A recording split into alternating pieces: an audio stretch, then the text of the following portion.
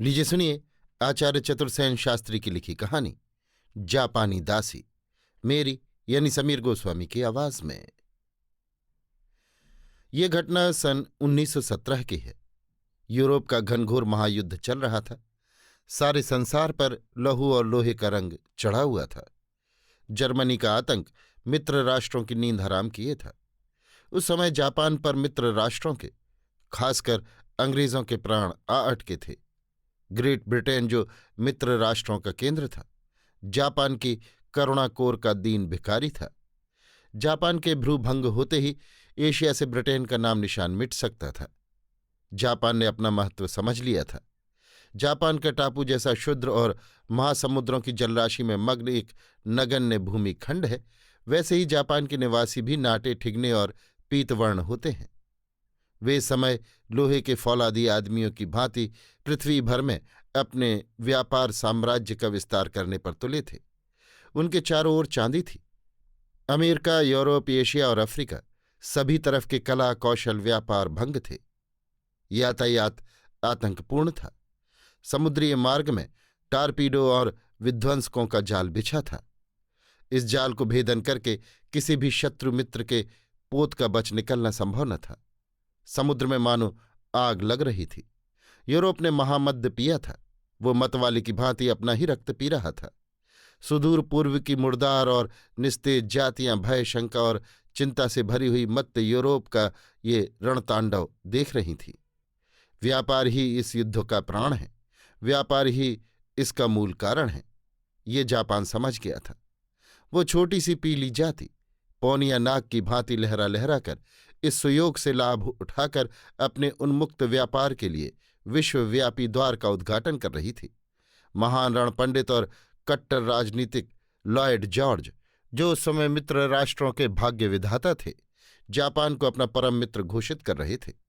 वे समझ गए थे इसी मित्र की बदौलत इस कठिन समय में एशिया में ब्रिटिश तलवार का आतंक कायम रखा जा सकता है।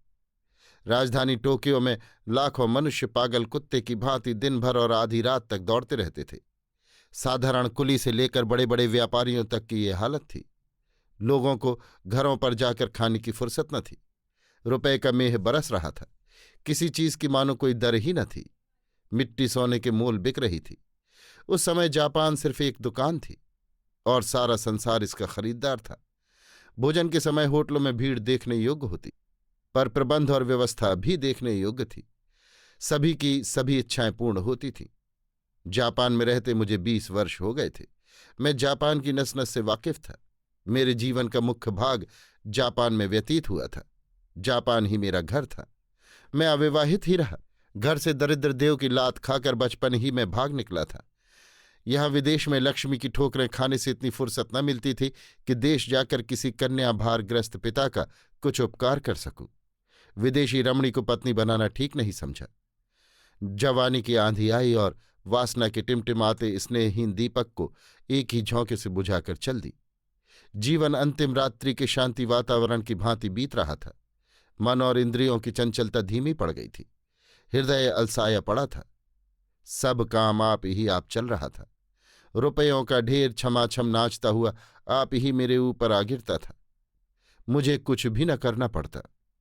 मेरे घर में मुझे छोड़कर मेरी एक दासी है। उसे मैं एक दिन बाजार की एक गली से ले आया था। ये वहां उस दिन कुछ रुपया कमाने की इच्छा से अपने यौवन का सौदा सड़क पर बखेरे खड़ी थी। मुझे युवा और संपन्न देख इसने आंखों ही आंखों में मुझे अपने सौदे की तरफ आकर्षित किया। मैंने बातें की और जाना कि पिता का कर्ज चुकाने को ये कुमारी बालिका आज अपना कौमार्य बेचने आई है। इसका पिता एक किरानी का क्लर्क था। मैं उसके साथ जाकर उससे मिला। कुल 100 येन की उसे जरूरत थी। वो मैंने उसे दे दिए और 100 येन वार्षिक वृत्ति पर मैंने उसे नौकर रख लिया। ये आज से 3 साल पूर्व की बात है। तब से दिन रात मेरे घर रहती है। घर का सब काम करती है, भोजन बनाती है, सफाई करती है, कपड़े धोती है और मेरी सब वस्तुओं को संभालती है। मैं ये भूल गया हूं कि वो मेरी दासी है। इस बीच मैंने उसे कभी विनयहीन नहीं देखा। वो सदा हंसती है। अपने काम में उसने कभी प्रमाद नहीं किया। वो बिजली की भांति फुर्तीली है। उसने कभी मुझे असंतुष्ट नहीं किया। वो मुझे स्वामी कहकर पुकारती है और मैं उसे उसका नाम लेकर। कभी कभी प्यार में आकर मैं उसे बिजली कहता हूं। बिजली का अर्थ मैंने उसे जापानी भाषा में समझा दिया। वो इस हिंदुस्तानी नाम से बहुत खुश है। जिस दिन मैं उसे इस नाम से पुकारता हूं वो समझ लेती है आज मैं उस पर बहुत प्रसन्न हूं, और वो उस दिन खूब गुनगुना कर गाती है। मेरे बिछौने पर नई चादर बिछाती है, तकिए पर सुगंधित सेंट छिड़क देती है, और मैं शयन करने जाता हूं तब वो द्वार पर खड़ी होकर मधुर हास्य से धीमे स्वर में बत्ती बुझा देने की आज्ञा मांगती है। आज्ञा मिलने पर बत्ती बुझाकर दुख की हास्य रेखा की भांति अपने सोने के कमरे में चली जाती है। पंजाब की एक बड़ी फर्म से हमारा व्यापार है। वो फर्म रेशम की बड़ी करारी फर्म है। महायुद्ध के कारण भारत में रेशम के व्यापार को 4 चांद लग रहे हैं। मांग के मारे नाक में दम है। सुविधा के ख्याल से इस फर्म के एक एजेंट जापान आए। वो 15 दिन से मेरे घर ठहरे हैं। वो एक ग्रेजुएट हैं, सुंदर हैं, युवक हैं, अप टू डेट हैं। दांत बहुत सुंदर हैं, बाल और भी साफ। स्त्रियों के बेहद शौकीन हैं। व्यापार की योग्यता जो हो सो ठीक है। स्त्रियों की परख की भारी योग्यता व्यक्त करते हैं। वो आए तो व्यापार करने हैं। हमारा उनका व्यापार संबंध है भी, पर वो बातें सदैव स्त्रियों की किया करते हैं। उनके कहने का मतलब ये कि उन्होंने भारतवर्ष में सुना था कि जापान में लड़कियां सड़कों की धूल में मिली रहती हैं। यदि किसी सड़क से एक मुट्ठी धूल उठा ली जाए तो 2-4 सुंदर युवतियां उसमें से निकल आना आश्चर्य की बात नहीं। स्त्री चर्चा में मेरा निरुत्साह देखकर उन्हें बड़ी निराशा हुई। मेरी दासी पर उनकी शुभ दृष्टि है, ये मैं उनके आने के 2-4 दिन बाद ही समझ गया, परंतु इस संबंध में कुछ कहना मैंने ठीक न समझा। मुझे विश्वास था कि उन्हें अपने गौरव और दासी को अपनी रक्षा का काफी ख्याल है। दासी को मैंने उनकी सब आवश्यकताएं पूरी करने की खास आज्ञा दे रखी थी।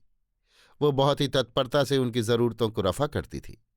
वो उनकी बातों को न समझकर घबरा जाती थी, फिर इशारे से समझाने पर हंस पड़ती थी। उस मधुर हास को बखेर कर जब वो चली जाती तब ये मेरे नवयुवक मेहमान बटोर कर उसे हृदय में रख लेते थे। कुछ दिन में वो बहुत सा इकट्ठा हो गया। ये तो मैं कह ही चुका हूं कि वो बहुत हंसती थी। अब वो बिखरा हुआ हास्य उनके हृदय में जमा होकर ऊधम मचाने लगा। मुझे इन दिनों घर में रहने की बहुत कम छुट्टी मिलती थी। मुझे प्रायः दिन दिन भर और कभी कभी तमाम रात बाहर रहना पड़ता था। मेरे ये मेहमान अधिकतर घर में पड़े रहते। उनका विश्वास था दौड़ धूप की उन्हें क्या आवश्यकता है, उसके लिए मैं हूं ही। जापान में आकर घर में पड़ा रहना, दिन में 3 बार मछली, अंडा, केक और पुलाव खाना, 6 बार चाय पीना, बिजली से दीदारबाजी करना, यही उनकी कर्तव्य दृष्टि से काफी है। उस दिन मैं रात को लौट नहीं सकता था। मैंने फोन में इस बात की सूचना बिजली को दे दी थी। मेरे मेहमान को कोई कष्ट न हो तथा उन्हें खाना खिलाकर सुला दिया जाए, ये भी कह दिया था। आज रात को मैं घर न आ सकूंगा ये जानकर मेरे मेहमान की धुकधुकी बढ़ गई। बिजली ने उन्हें सब सूचना दी। वो गर्मा गर्म खाना ले आई। खाना के बाद 1 कप कॉफी भी दे गई। इसके बाद ही जब वो उनके शयन गृह के द्वार पर बिजली का बटन पकड़कर खड़ी हुई और मुस्कुराकर बत्ती बुझाने को कहा तो मेहमान महाशय ने लपक कर उसका हाथ पकड़कर चूम लिया। बिजली कुछ लाज कुछ आदर से झुकी। शिष्टाचार के ख्याल से नाराजी मिश्रित तनिक मुस्कान उसके होठों पर आई। वो बत्ती बुझाकर अपने कमरे में जा सोई। वो कभी अपना कमरा बंद करके नहीं सोती थी। वो दिन भर की थकी मांदी सो रही थी। दूध के फैन के समान उसके बिछौने पर चंद्रमा की उज्ज्वल नीली किरणें पड़ रही थीं। उसके सुनहरे बाल बिखर रहे थे और अर्धनग्न वक्षस्थल सांस के साथ उठ बैठ रहा था। गर्मी थी और उसके शरीर पर सोने के समय की हल्की पोशाक थी। मेरे मन चले युवक मेहमान की आंखों में नींद न थी। बिजली की लहर उनके मन में लहरा रही थी। वो साहस करके उठे। जूता उन्होंने नहीं पहना। वो पंजे के बल ऊपर की मंजिल पर चढ़ गए। उन्हें मालूम था कि वो किस कमरे में सोती है। वहां जाकर उन्होंने बिजली का उन्मुक्त सौंदर्य आंख भर देखा। वो मुग्ध होकर देखते रह गए। उन्होंने और भी साहस किया। वो भीतर घुस गए, द्वार बंद कर दिया और बिजली के पलंग पर बैठ गई। आहट पाकर वो उठ बैठी। क्षण भर ही में उसने परिस्थिति को समझ लिया। वो उछलकर खड़ी हो गई। उसके खड़े होने के वेग और आकस्मिक धक्के को मेरे मेहमान न सहन कर सके। वो औंधे मुंह गिर गई। बिजली ने लपक कर बत्ती जला दी। बिजली के प्रकाश में वो छाती पर दोनों हाथ धरकर दीवार से सटकर खड़ी हो गई और क्रोध भरे नेत्रों से घूर घूर कर उन्हें देखने लगी। उसके होंठ फड़के, उसने घृणा से होंठ हिलाए और उन्हें बाहर निकल जाने का हुक्म दिया। मेहमान महाशय वासना के मध्य में गड़ गए थे। वो निर्लज्ज हंसी हंसते हुए हाथ फैलाकर आगे बढ़े।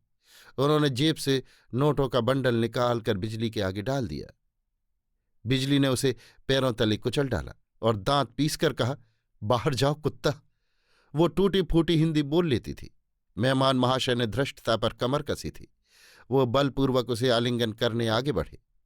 बिजली वहां से उछली। उसने पास पड़ी एक कुर्सी उनके सिर में दे मारी। उसने खिड़की खोली, बाहर झांका और कूद गई। प्रातःकाल मेरी सेक्रेटरी ने अंधेरे ही मुझे जगाया और घर पर कुछ दुर्घटना हो गई है, पुलिस घर पर आई है, इसकी सूचना दी। मैंने आकर देखा, पुलिस के कमिश्नर बिजली का अंतिम बयान ले रहे हैं। उसकी पसली और रीढ़ की हड्डी चकनाचूर हो गई है। वो बड़े कष्ट से सांस ले रही है। वो रुक रुक कर बड़े धैर्य से सब घटना बयान कर रही थी। मुझे देखकर वो मुस्कुराई। उसने मुझे प्रणाम किया और अलविदा कहा। इसके बाद उसके प्राण पखेरु उड़ गए। पुलिस ने मेरे भी बयान लिए। मुझे सत्य सत्य सब कुछ कह देना पड़ा। मेहमान साहब को बचाने की काफी चेष्टा की गई, पर वो बच न सके।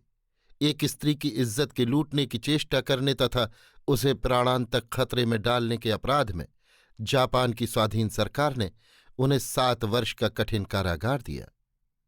बिजली का एक चित्र मेरे पास है। उसे लेकर मैं देश लौट आया हूं।